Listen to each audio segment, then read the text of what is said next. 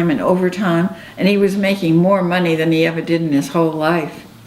So he cashed it all away, but what he wanted was a nice new car, and there was no such thing. So he's put his name on the list at Norwood Chevrolet, and they got to him right after the war, and he had the money.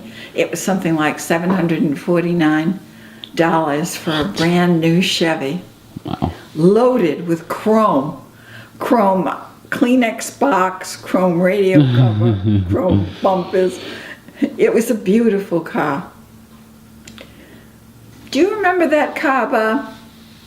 Yeah. Which car was that? A red Chevrolet. Yeah. He let me drive it to your girlfriend's wedding. They used that as a, like a limousine. Remember, they had no money. Yeah. Yeah. Okay, so then you moved to Fruit Hill Avenue. Tom comes along right after that. No, Tom was born before we got there. That's right. As a matter of fact, I don't Not think, too long though, maybe a month. yeah, well, as it was, I got sick in the hospital. I had the flu and The Asian flu of 57. yeah, so I couldn't go home because I would have contaminated the rest of the family. So I stayed with an nun for a couple of weeks. And then we went to Fruit Hill Avenue. When did you get the convertible?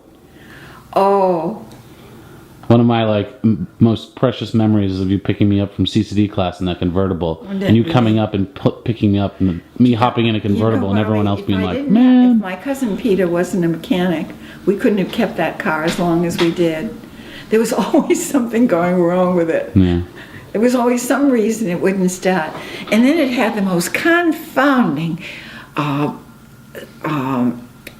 burglar system where you had to hit one button and then another button, and if you hit one button and didn't hit the other button, then you couldn't start the car. They both had to be in one position or the other.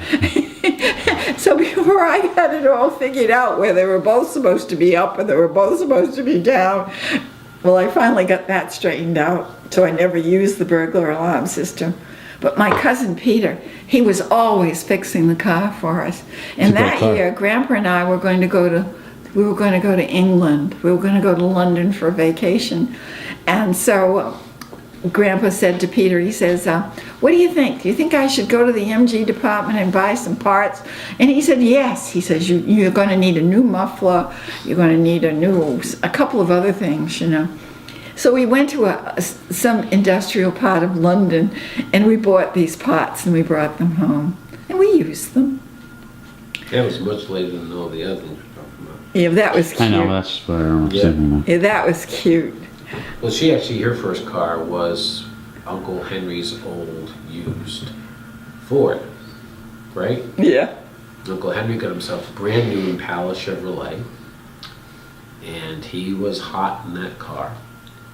And Mom got his own car, which was a green Ford with a push-button transmission. Remember that? Yep. First gear, second gear, push the button. No. Frank remembering that. It's like a trap. Yep, and that's how we got around. That car got to the point where you could see the road through the floor. You could see the road go by. That was a different car. That wasn't the same car? We had ventilation, yeah. We had ventilation from below.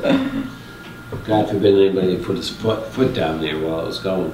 So did you move to Fruit Hill Avenue? What happened to the house on 4th Street? My mother and dad lived in it for quite a while. Doris and Lloyd too. Doris and Lloyd too, yeah. They lived there for quite a while. Until the neighborhood started getting very sketchy. And Grandpa had this, never could stay in the same place long. He always had this urge to move. They really wanted to sell the house. They wanted to sell long before they sold it. They lost money on it. But they wanted to be sure that Doris had a place to live. Because she wasn't paying any rent up there, and Lloyd was always out of work. Yeah. I remember her being in Fruit Hill Avenue though, and Doris was still living there. Yes. So finally, they just bit the bullet and sold the house. But Doris didn't live there much longer than that. They bought a house over on Woonasquatucket Avenue, that little house, yeah. Mhm. But they were always in money trouble. My mother and dad always had to, they always had to help them out. And then we spent all these years raising kids on Fruit Hill Avenue. And you went back to work when, Yeah, When I went to college. 1968. Yeah, 1968. I worked there for 20 years. And at some point in my life, I never knew that your sister lived next door, or that you even had a sister. Why was she not really a part of? My sister was always, she was always hard to get along with. Okay. So I would tolerate her and put up with her. But no matter what I did, it was never enough. So she didn't like me. She just didn't talk to me. I would have talked to her any old time, but she wouldn't talk to me. And then she contended that my mother and dad favored me over her. Mostly because I took care of my mother and dad and she didn't. mostly because they did. They did. Because I would grow up and Grandma would read us stories. And she would say how Anna was such a good girl growing up. She always meant to please them. And Doris was a devil. And Grandma would tell us those stories every night. Now maybe she told Lloydie the same stories about the Secretly, I always thought that that was where the antagonism was, you know. I always thought that it was all my mother's fault. But I always thought that because Oh, she would do that every night. She'd tell us for the one stories. thing, she, All the things that Doris would do, and how Anna would be going to communion, Doris was smoking in the back of the church type of thing. So at some point, though, she moved next door to you guys, which is Well, when I she- realized that. I remember like the day that she showed up, and they were like, "This grandma's sister. She lives next door," and I was like, "What is happening here?" oh, So- there were years that she alienated herself from us. Yeah. It was terrible. It was terrible because it was just awful, just awful. But anyway, I don't even like to think of those things. But now, I'm the best sister in the whole world. You should see the cards she sent me. So I'm just waiting for the other shoe to drop myself. No, she's always been pretty sweet. Sometimes I She's been remember. nice to you. Yeah. You've been, you know why? Because you were always nice to her. Yes. She always were. Yeah. Understand? Oh, she's got some new teeth now, too. She looks very nice. That picture's all about the new. No, you like that picture? Yeah, I do, too. That's a picture in Robin's backyard. Yeah. Her kids are very nice too. So she's my little sister, and I'll help her any way I can. But she wouldn't let me for lots of time. She just wouldn't. So your most difficult memory growing up was what? Oh, like, no, I don't like to think about those things. Son. Well, tell us what they are. No, I'm not going to tell you about those. Okay, well, tell me about what you did during the war. Oh, Everyone was kind of away. There I was used rationing, to Great write Depression. to my Uncle Eddie and my Uncle Vin. I used to write them letters. And my Uncle Eddie he made a bracelet for me out of some kind. He was on some kind of aircraft carrier. And he made me a bracelet. And do you know that I lost it and I don't know where it is. I would have loved to give it to Linda. Didn't that did that. aircraft carrier get sunk? I don't know, honey. I'm pretty sure my he did. Uncle Eddie was always very quiet about his war experiences. Yeah. He actually, Dad, what aircraft carrier was that? Do you remember? What? What aircraft carrier Eddie was on when it sunk? No, he wasn't on an aircraft carrier. What was Well, it? He was on a,